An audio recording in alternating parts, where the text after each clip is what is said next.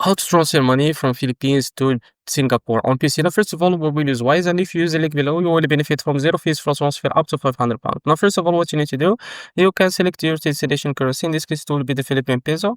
Now, after that, select your recipient currency. In this case, it will be the Singapore dollar, as you can see. Now, after that, type in how much you want to transfer. For example, 10,000 or 100,000 peso. And after that, click on send. And as you can see here, double check the amount that you want to transfer. And now this is how much your recipient will receive. Now click on pay with, and now select the bank e-wallet transfer. Now click on add recipient, and now as you can see here, you can now transfer that money to pay now. After that, you can provide the phone number, NIR or UN or VPA. And after that, what you need to do, you can now select the bank details if you want to transfer money to. Now select someone else, and now the email is optional. Provide their full name. Now the bank account, you can select it from here, and now provide the account number according to that bank name you selected. Now click on continue, and after that, your recipient will receive that money to their bank account. And this is how to send money or how to transfer money from Philippines to Singapore on PC. If you found this very helpful, please like and subscribe. See you next video.